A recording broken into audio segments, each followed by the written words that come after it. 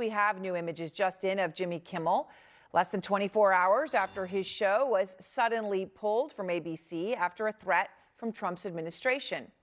And tonight, Trump making it clear he is not done.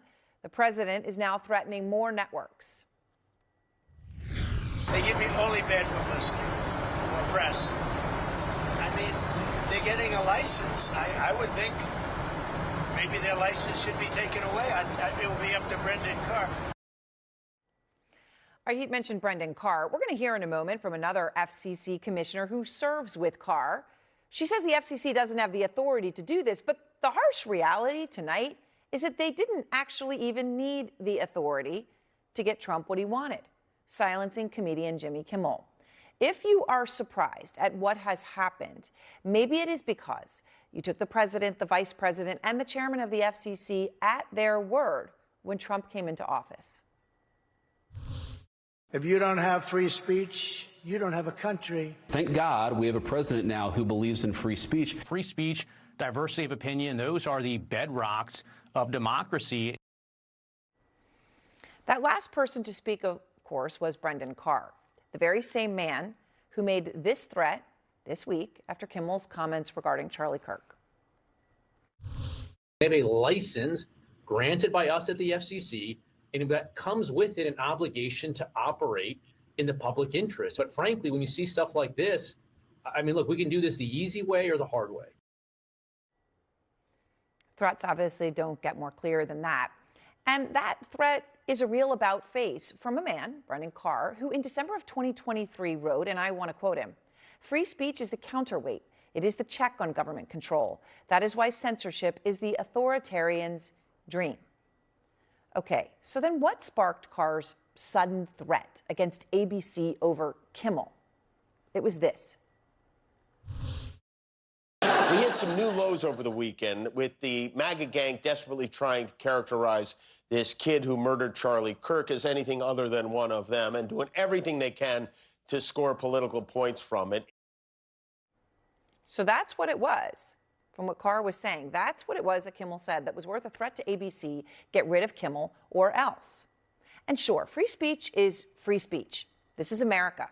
But Kimmel's words aren't some hate-filled diatribe. They're frankly not even this. Now you're going for the kill shot. The kill shot with an ambush, deadly, because he doesn't see it coming. This is when you say, Dr. Fauci, you funded risky research at a sloppy Chinese lab, the same lab that sprung this pandemic on the world. You know why people don't trust you, don't you? Boom! He is dead! He is dead! He's done! That was Fox's Jesse Watters in December 2021, trying to be funny. A month later, Watters got promoted. And after the brutal attack on Nancy Pelosi's husband, Paul, in which he was attacked by a man with a hammer, Pelosi's skull was fractured, he was in the hospital.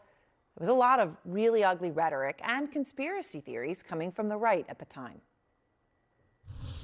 At 82 years old, and comes home to find out that her husband's playing hide the hammer with a Black Lives Matter guy? Well, of course we can't confirm or deny your suggestion. It's MAGA extremists behind this because they always attract illegal alien nudists who live in school buses who think they're Jesus Christ. Hell.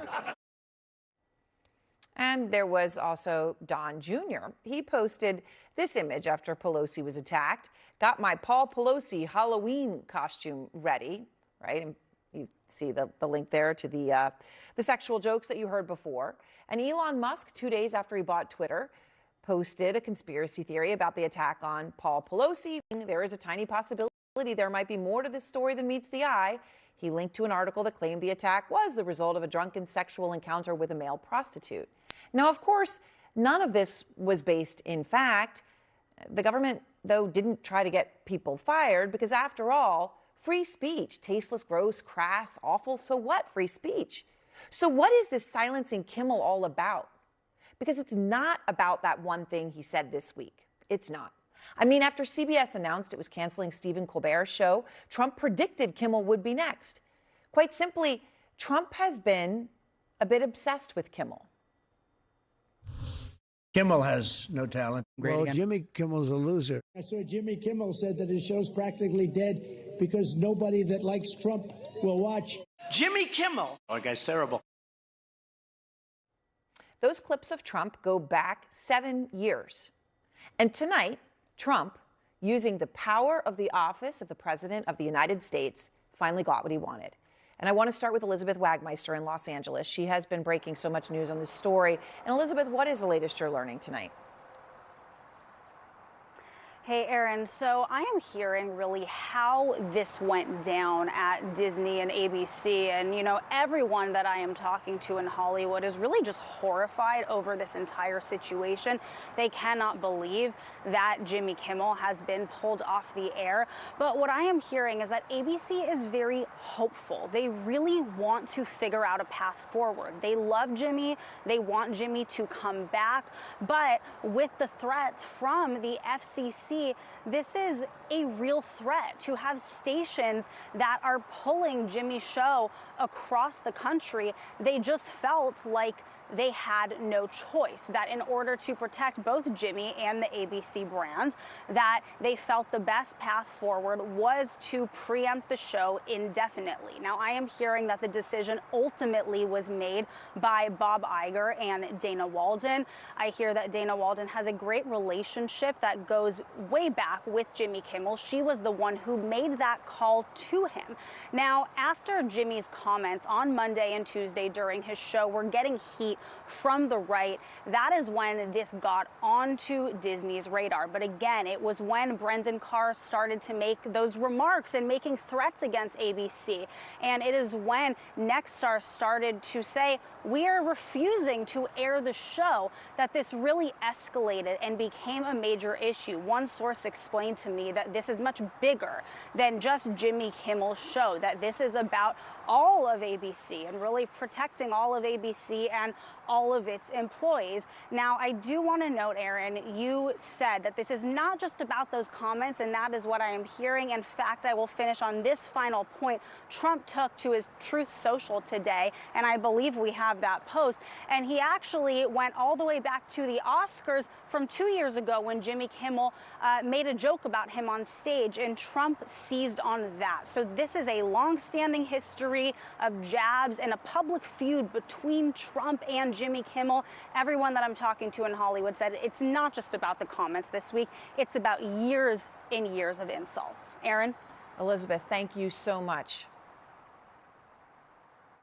Out front now, FCC Commissioner Ana Gomez. And Commissioner, I appreciate your time. So President Trump today comes out, you heard him. He suggests that networks' licenses, their right to actually broadcast over the air, could be pulled and revoked if they air mostly negative coverage of him. Mm-hmm. So if he comes out and says 5 untrue things and they call out 3 of them, then that's on them. I mean, it's unclear exactly what he's saying, but he did say it will be up to Brendan Carr, obviously chairman of the FCC. Is this something the FCC could actually do? Well, first of all, we don't license the networks. We license local broadcasters. So there is no license to pull for the networks. The local broadcasters get some programming from the networks. But second of all, we are governed by the First Amendment and by the Communications Act, which prohibits us from censoring broadcasters. So no, we cannot pull local broadcasters' licenses simply because they air content that he does not like. Okay, so then I guess the question is, where do we go from here? I mean, have you spoken with Carr since last night? I've been in New York today, as you know. The thing that we need to understand is that the FCC cannot, it does not have the authority, it does not have the ability, it does not have the constitutional right to take action against broadcasters because the administration doesn't like what they're saying, because they don't like anyone that pushes back against them. Mm-hmm. So what you see are just threats, but the threats are the point. And the threat, in this case, the threats worked, right? Do it the easy way or the hard way, or, I guess the sensible threat is we're not going to approve your merger at the FCC. That's exactly the point. because we don't have the authority to do this, because it's against the law, we would not be